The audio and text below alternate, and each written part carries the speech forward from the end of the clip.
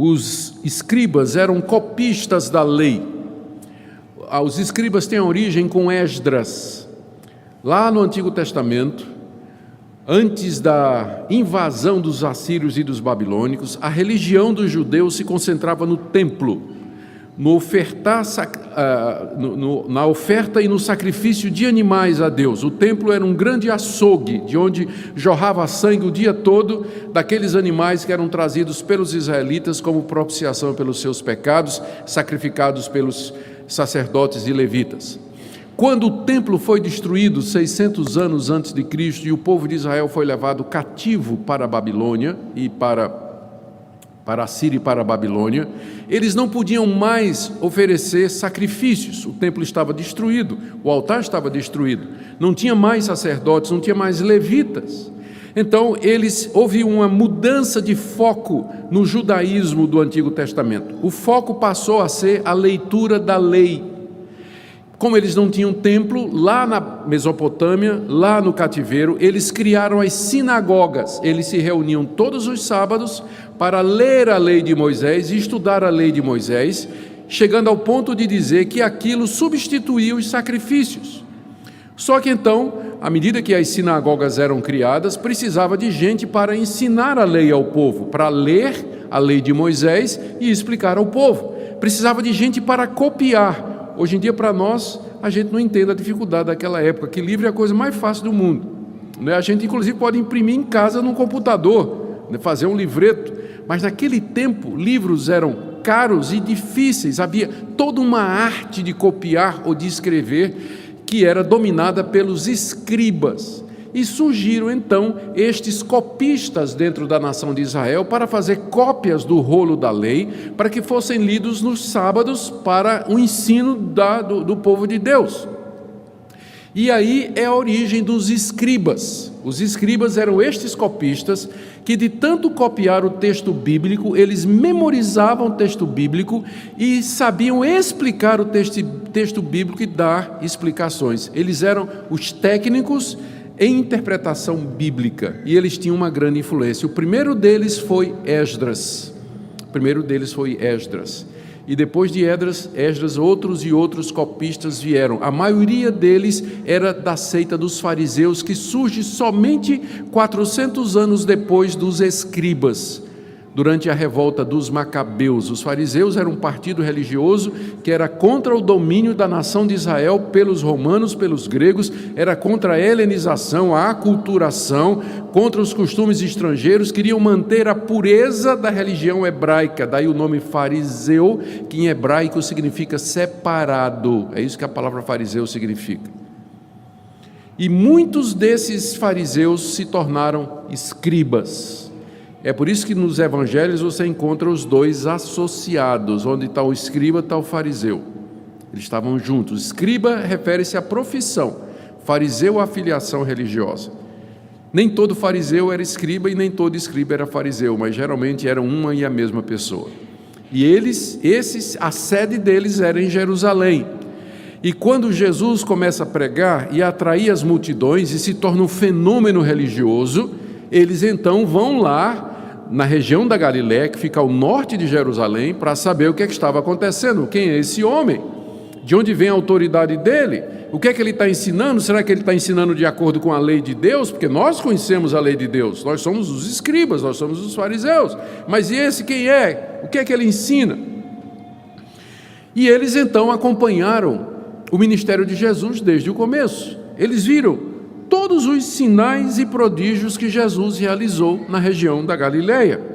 Eles viram Jesus curar cegos, surdos, mudos, coxos, paralíticos, lunáticos. Eles viram Jesus expelir demônios de incontáveis pessoas. Eles ouviram o ensino de Jesus, mas ao mesmo tempo eles estavam perplexos porque Jesus dizia e fazia coisas que não batia com a interpretação deles da lei. Jesus começou a se tornar um enigma para eles, porque, por um lado, todos aqueles milagres e coisas extraordinárias, mas, por outro, Jesus dizia que perdoava pecados, e os escribas e fariseus deram um pulo dessa altura, né? Mas peraí, quem pecar, tudo bem, você pode fazer todos esses sinais e prodígios, mas perdoar pecados, só quem perdoa é Deus. Você está dizendo que você é Deus quando você perdoa pecados? Quando Jesus andava com os publicanos e pecadores, com aquele povo mais excluído, que não seguia aquela interpretação mais literalista que os fariseus e escribas impunham ao povo, eles questionavam Jesus: por que você está andando com esse povo? Você não é um homem de Deus? Você não faz estas coisas extraordinárias? Por que você está andando com essa gentalha, esse pessoal que não observa a lei, que publicanos, cobradores de impostos, prostitutas? Por que você anda com esse pessoal? E o pior, Jesus quebrava o sábado, Jesus curava a gente no sábado, Jesus quebrava espigas e comia no sábado, o que os deixava profundamente irritados. Jesus não seguia a tradição dos anciãos, Jesus não lavava as mãos antes de comer por motivo religioso, Jesus não jejuava 3 vezes por semana, como os fariseus diziam que era para jejuar nele e seus discípulos. Então aqui você tem um problema, um homem que claramente quebrava a lei de Deus, mas que tinha poder para curar gente doente e expelir demônios. De onde vem o poder desse homem? Quem é esse homem? Eles tinham 3 alternativas para explicar Jesus. A primeira, ele é de Deus. Segunda, ele é um charlatão.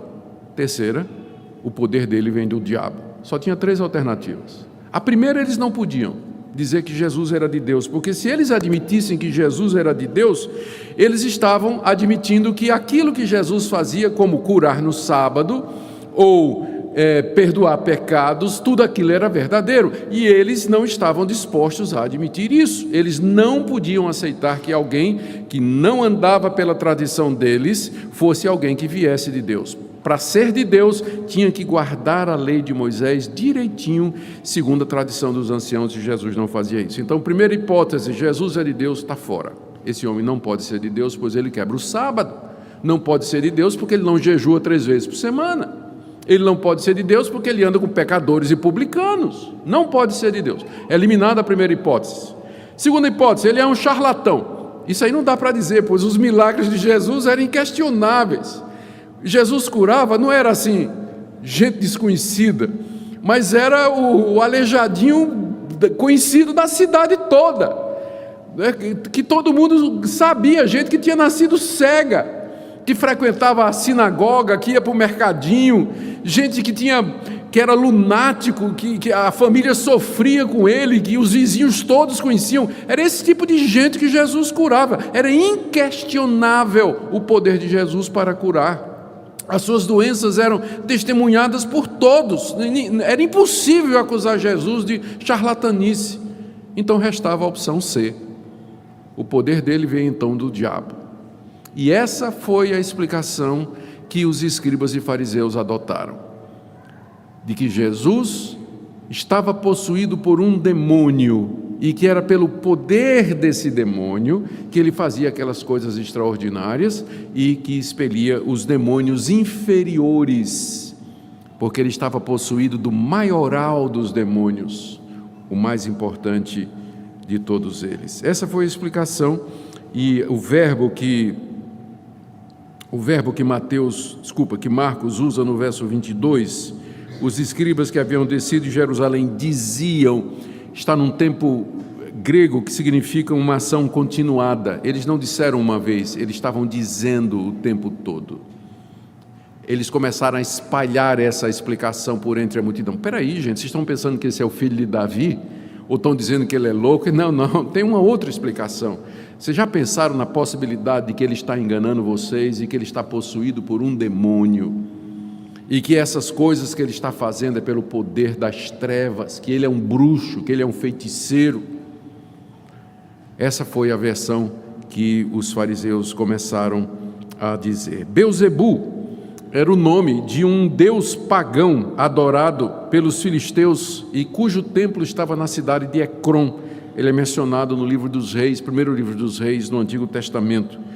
O nome Belzebu significa Senhor dos Palácios, era uma das muitas divindades que os pagãos adoravam.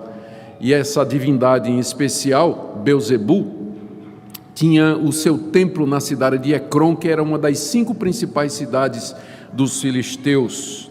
Os israelitas zombavam desse Deus, fazendo uma pequena modificação fonética no nome, de forma que em vez de Beuzebu, eles diziam um nome parecido que significava o Deus das moscas. Em vez de ser o Deus dos palácios, os israelitas zombavam chamando ele de o Deus das moscas. Era isso que Beuzebu significava. E os escribas usaram exatamente essa entidade, o nome desse demônio, desse Deus pagão, para se referir a Satanás, dizendo que era Satanás, Beuzebu, porque os judeus sabiam que por trás dos deuses pagãos estava a atuação de demônios, por trás daquelas divindades que eram adoradas pelos povos cananitas estavam os espíritos imundos enganando as pessoas com falsas religiões e cegando as pessoas para a verdade.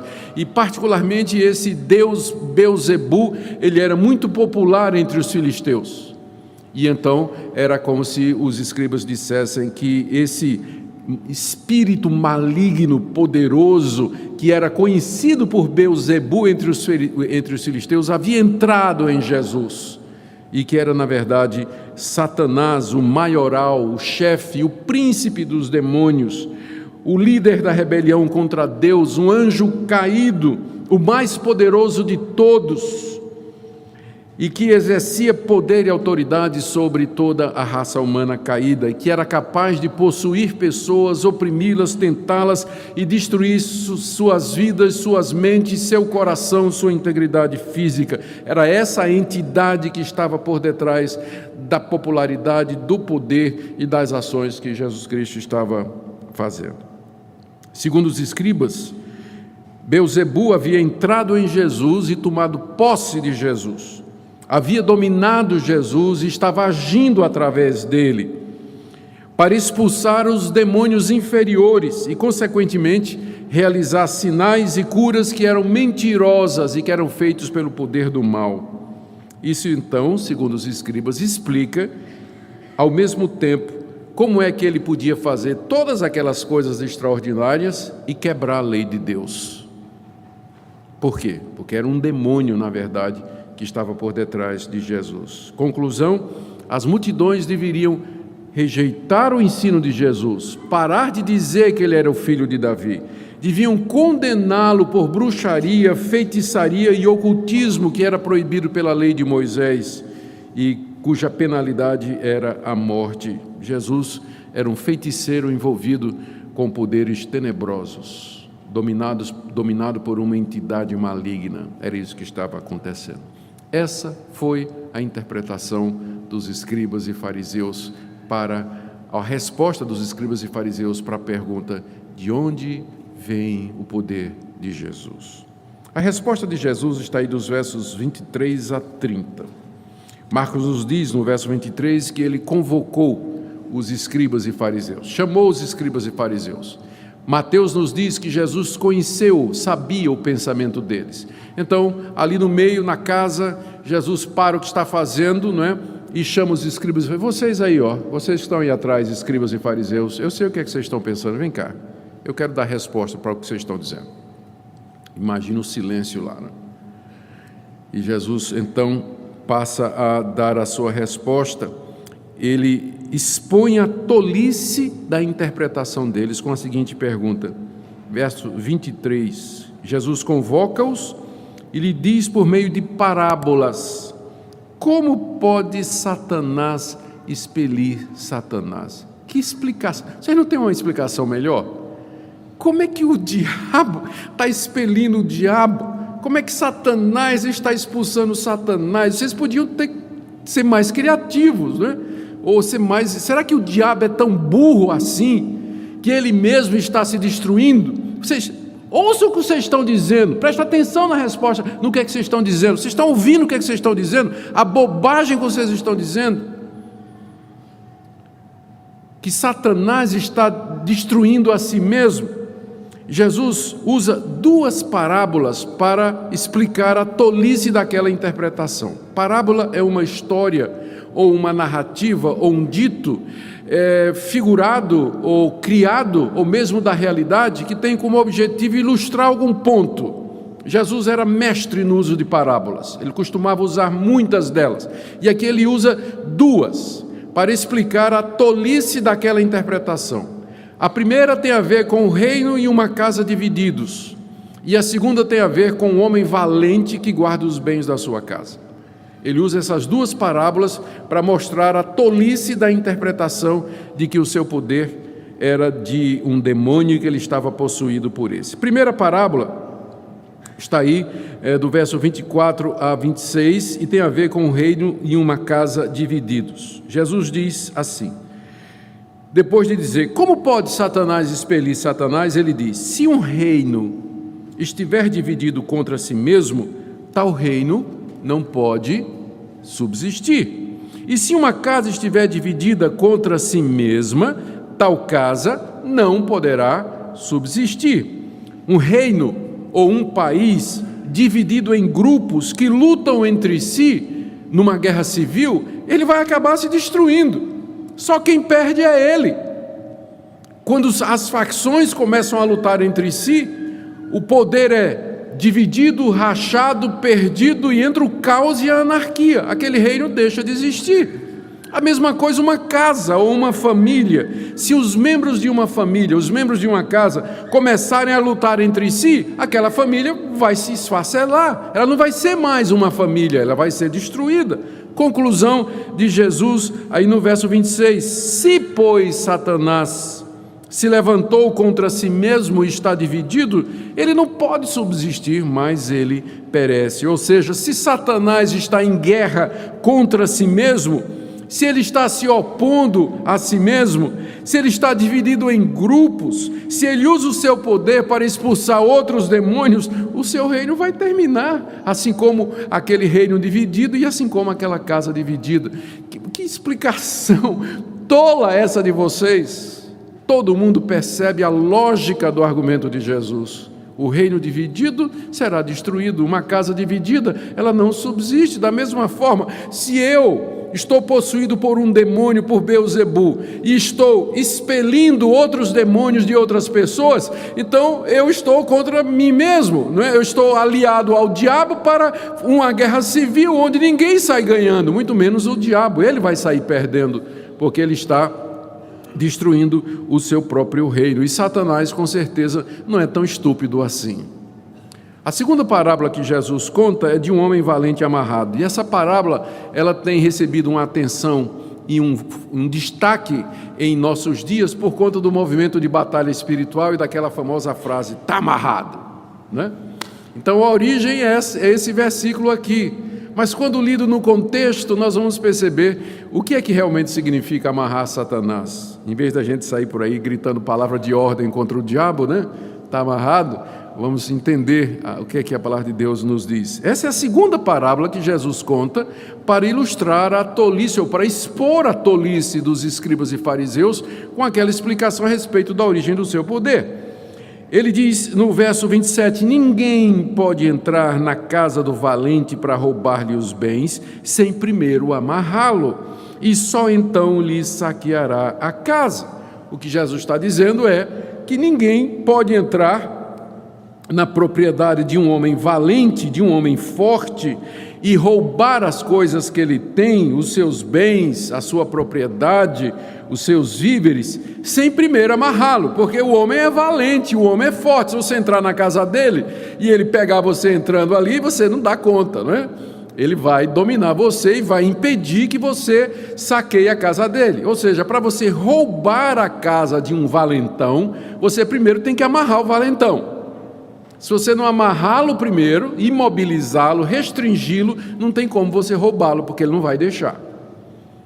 Isso é óbvio, isso aí é uma parábola baseada em conhecimento geral, todo mundo sabia disso, ninguém ia se meter para roubar a casa de Mike Tyson, né, sem primeiro, de alguma forma... Mike Tyson é da minha época, não era de vocês, por isso ninguém riu, tudo bem. Somente depois de você amarrar o valentão é que você pode, então, roubar a casa dele. O significado da parábola é claro, não é? É muito claro. Quem é o homem forte, o valentão? Satanás. Quem são os bens da casa dele? São as pessoas que estão debaixo do seu poder. Quem é aquele mais forte do que ele que o amarra para poder saqueá-lo? É Jesus Cristo. E o que é que significa saquear a casa de Satanás? Significa exatamente libertar as pessoas do poder e do domínio de Satanás, como Jesus está fazendo. O que ele está dizendo é o seguinte: eu não estou aliado a Satanás, ao contrário, eu sou contra ele e, na verdade, eu já o amarrei. A prova disso é que eu estou libertando pessoas dos demônios, estou expelindo os demônios. Eu só posso expelir os demônios das pessoas porque eu já amarrei o chefe deles, eu já venci o chefe deles. Por isso que ele não pode impedir que eu cure doentes, que eu expila os demônios, que eu liberte os cativos e salve os oprimidos. Por quê? Porque eu já amarrei o homem valente. Por isso, quando você lê aquele adesivo que o pessoal gosta de botar atrás dos carros, né? Está amarrado. Então sabe que aquilo é verdade. Boa teologia. Está amarrado há 2000 anos atrás. E não foi você que amarrou. Não foi você que amarrou. Mas o Senhor Jesus Cristo, e a prova de que ele amarrou o homem valente, era exatamente o fato de que ele estava saqueando a casa dele, libertando as pessoas que estavam possessas, dominadas por um espírito imundo. Para fazer isso, Jesus teve que restringi-lo, só assim ele podia libertar os oprimidos. Em outras palavras, longe de estar possuído por Beelzebu e cooperando com o Deus das moscas, Jesus o havia amarrado, limitado, restringido e estava saqueando o seu reino. Essa que era a verdade. Jesus não estava fazendo isso pelo poder de um espírito imundo, mas ele estava fazendo isso pelo Espírito de Deus. Os escribas e fariseus eram os especialistas da lei, os guardiães da tradição. Em Mateus 23, Jesus se dirige a eles com uma série de advertências, chamando-os de hipócritas, por causa de sua falta de verdadeira justiça e misericórdia. Ele lhe diz: ai de vós, escribas e fariseus, hipócritas! Porque tendes um aspecto exterior justo, mas por dentro estáis cheios de hipocrisia e iniquidade. Mateus 23, 28. Aqui, Jesus revela uma verdade profunda. Não é suficiente parecer justo diante dos homens. É a nossa condição interna que realmente importa para Deus. Essa tendência dos líderes religiosos de enfatizar as regras externas e os rituais ao invés de um relacionamento autêntico com Deus ainda é uma advertência para nós hoje.